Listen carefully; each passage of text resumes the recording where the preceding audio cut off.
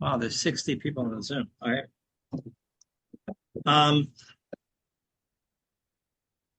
I'd like to begin the evening by inviting Rabbi Yisroel Bodkins, Rabbi Herber's son-in-law, husband of Rivkie. They live in Miami.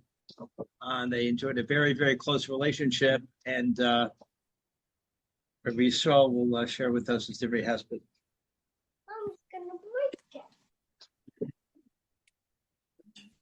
I'm going to do something very different. I'm not speaking for myself. My wife, Rivkie, asked me to read this. After I'm done, I'll say a few words of my own. I'm going to read this verbatim. My father lived by the words of Torah, and Torah infused his life in every possible way. He began his career in learning in Yeshivas Rabbeinu Yaakov Yosef, RJJ. He later went to learn in Lakewood under Rabbi Zatzal. Learning and teaching Torah became his passion. My father constantly encouraged me to continue teaching over the years, saying that it's the most important job in the world, and likened to Hashem himself, Kadosh Baruch Hu is called Hamalami Torah Li'amo Yisrael. His favorite lesson to impart on his children, his Talmidim, his grandchildren, his great-grandchildren, was the never-ending love that Hashem has for every individual Jew. His favorite question to ask was, who loves you the most? He explained through davening in Avos Olam, Hashem's love for us is eternal, and he made sure that we knew that it is who loves us the most.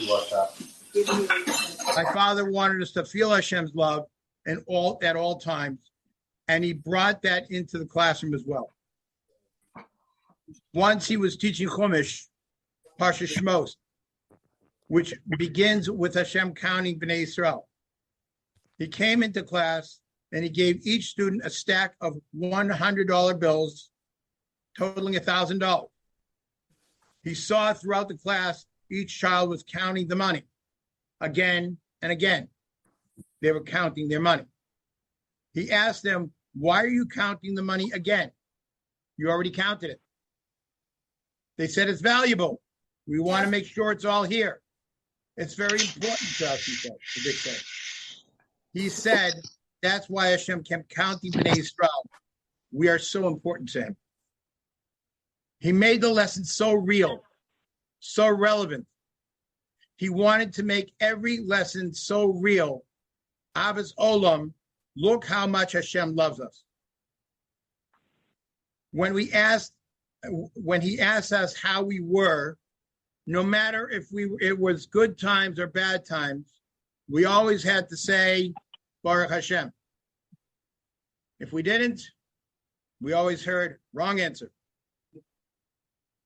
Because everything was from Hashem, and therefore, everything was done with love. My father was incredibly busy all the time. He filled his days with teaching Torah and doing chesed for others. And yet, after everyone was married and out of the house, he called every single one of us every single day just to see how we were.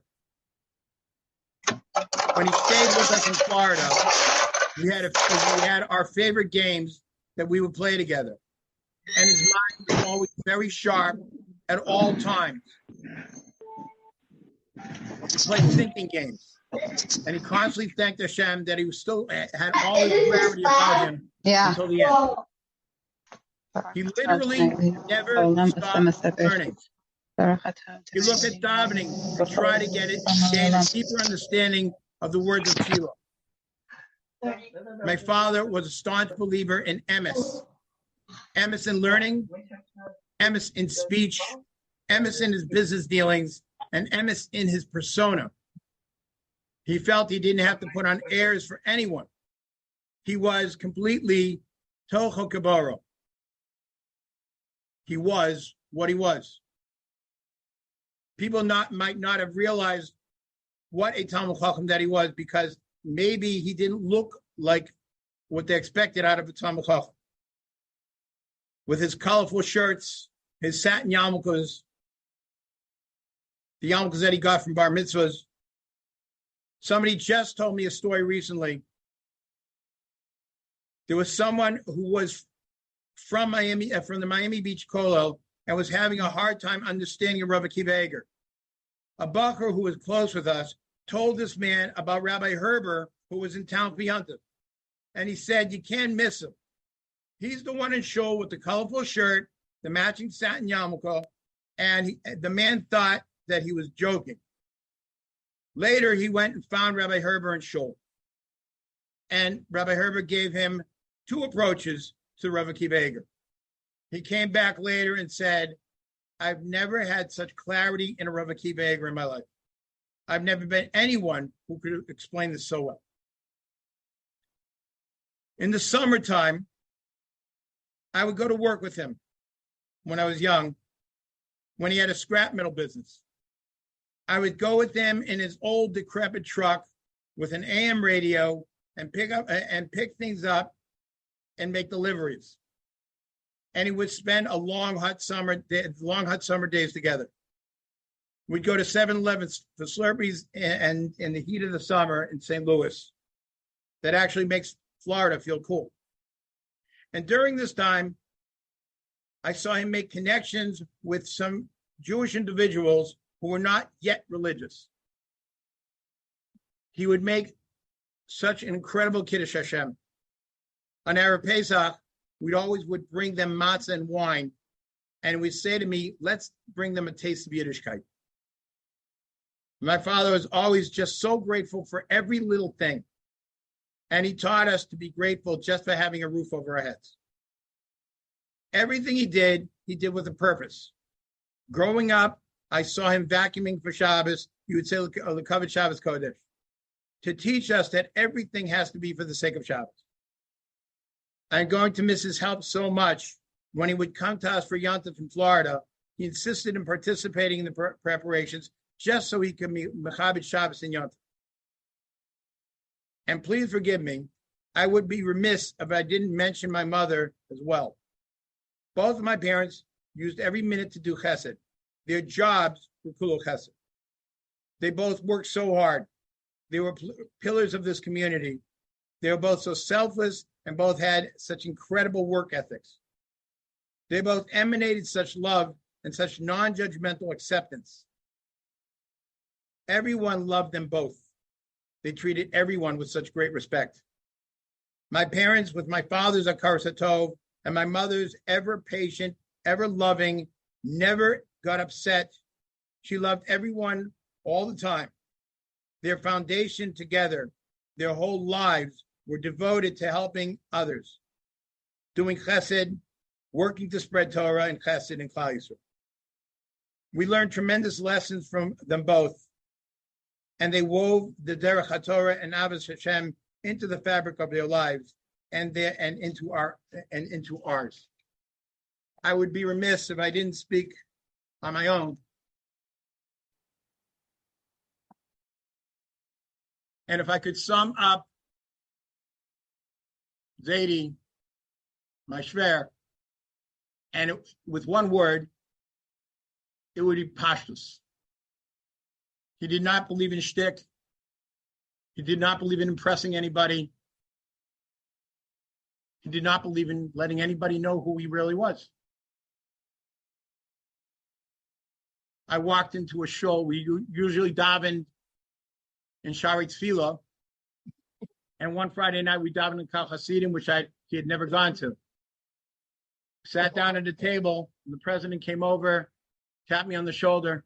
Now I work with senior citizens and an outreach program. So this president tapped me on the shoulder and said, "Excuse me, there's a whole family coming in here. I'm sorry to bother you, but by the way, is that one of your is he one of your projects?" And I said, "No, that's actually my father-in-law." And I wanted to tell him I'm kind of one of his projects.